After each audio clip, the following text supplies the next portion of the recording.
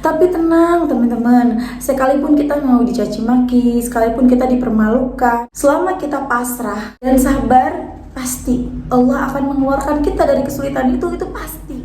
Bismillahirrahmanirrahim. Alhamdulillahirrabbilalamin. Allahumma sholli ala Sayyidina Muhammad wa ala ali Sayyidina Muhammad.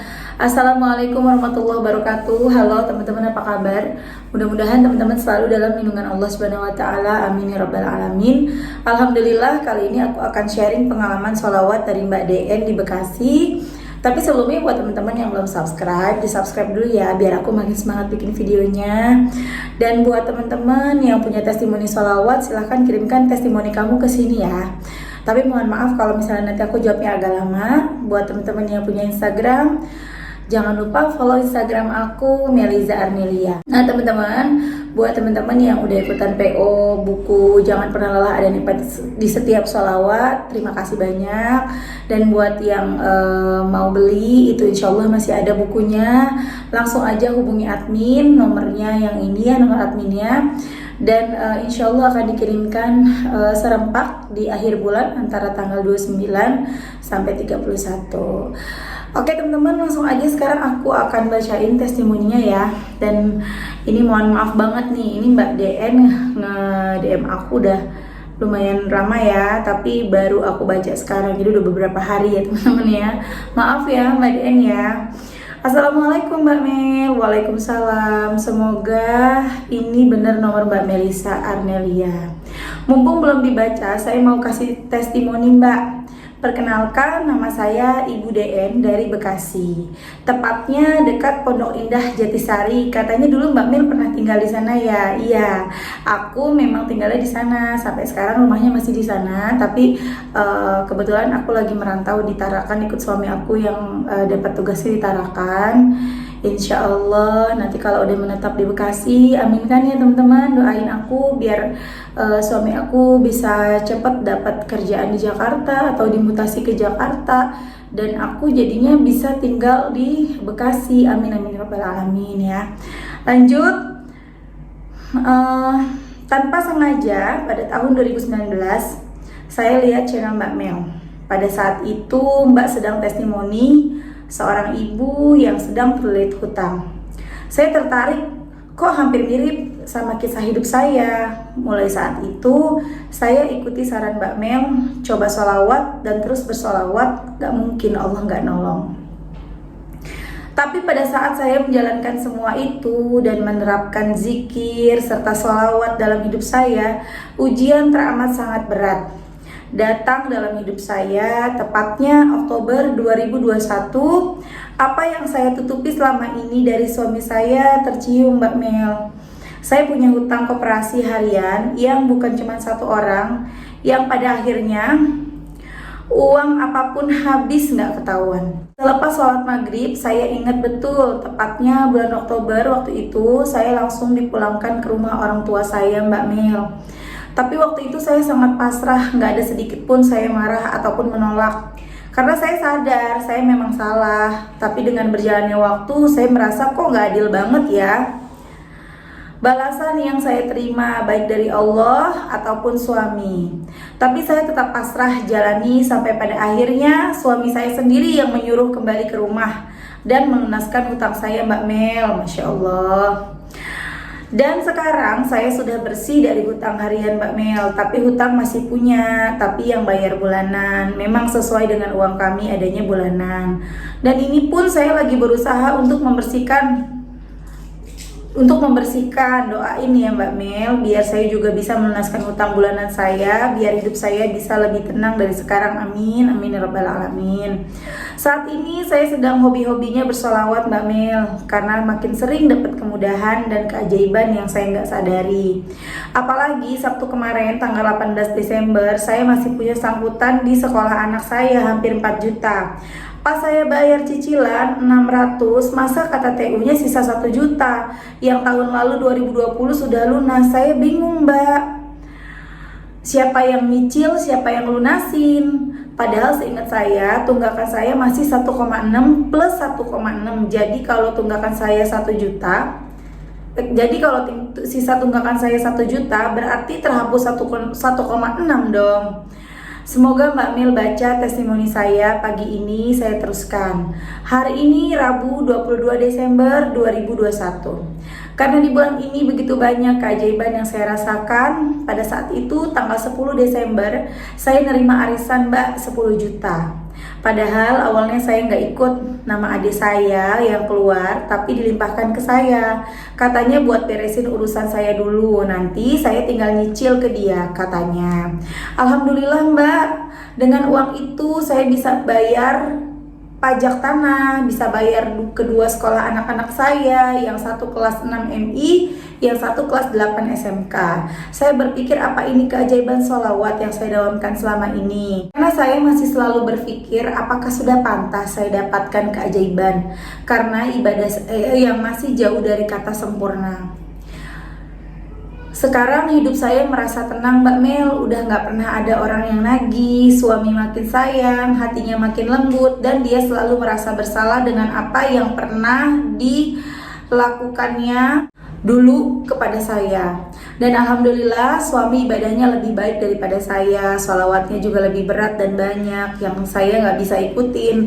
Kalau saya sholawat Jibril dan Sajaratun Nukut, kalau suami sholawat Naria, Al-Fatih, Munajiyah, Sayyidina Ali Mbak. Udah dulu ya Mbak, maaf kepanjangan. Andai Mbak baca lalu di-share pakai inisial aja ya Mbak. Semoga Mbak Mil bisa main ke Bekasi, ke rumah Pondok Indah Jatisari. Rumah saya dekat dari situ Mbak. Masya Allah ya.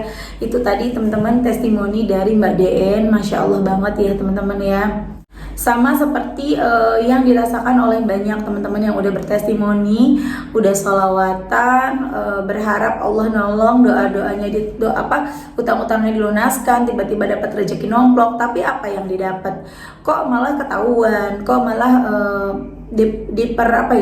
dipermalukan gitu ya. Dan itulah memang caranya Allah.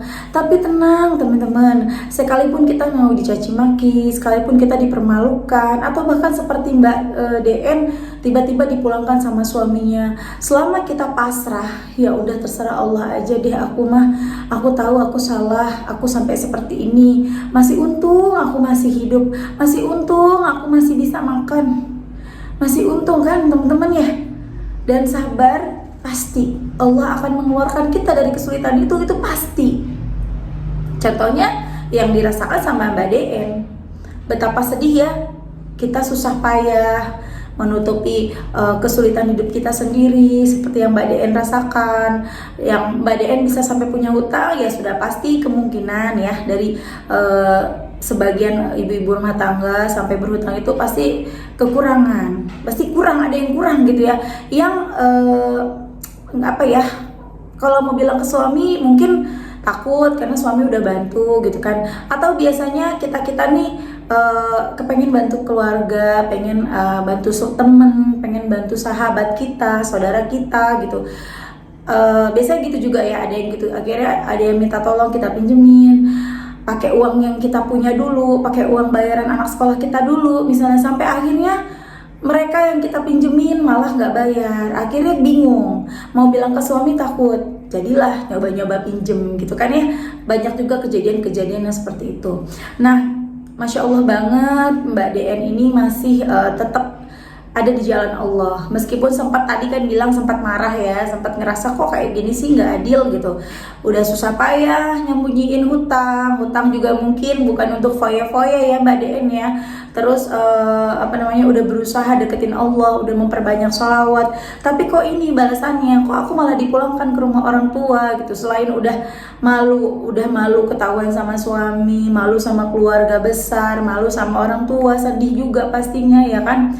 Tapi ketika Mbak DN sabar, dibalik kekecewaannya itu tetap sabar, tetap bersolawat, Masya Allah, tiba-tiba suaminya datang, tiba-tiba suaminya memaafkan, bahkan sekarang jauh lebih baik, jauh lebih lembut, Masya Allah ya teman-teman. Jadi ketika teman-teman udah mulai solawatan, ada juga yang komentar ke aku gini, Mbak, saya udah sholawatan, kok saya malah dipukulin sama suami saya, kok saya malah berantem sama suami saya. Bukan sholawatan yang bikin kalian itu, yang bikin kamu dipukul suami, bukan sholawatan yang bikin kamu jadi ribut sama suami, bukan. Kan memang ada satu masalah kan yang menyebabkan kalian bertengkar kan. Terus kenapa harus nyalain sholawatnya? Kita nggak baca sholawat pun, kalau memang udah waktunya kena masalah, ya masalah gitu loh. Sama seperti hutang, kita punya hutang, biarpun kita udah sholawatan, yang namanya ditagih ya harus ditagih, yang namanya harus bayar ya harus bayar hutang, ya kan? Bukan berarti dengan kita baca sholawat terus tiba-tiba hutang hilang gitu ya, nggak seperti itu. Semua ada prosesnya, Allah yang lebih tahu. Memang ada sebagian orang yang ketika sudah bersholawat tiba-tiba ATM-nya terisi sendiri, masalahnya tiba-tiba selesai. Tapi banyak juga orang-orang yang sama seperti Mbak DN rasakan ini gitu.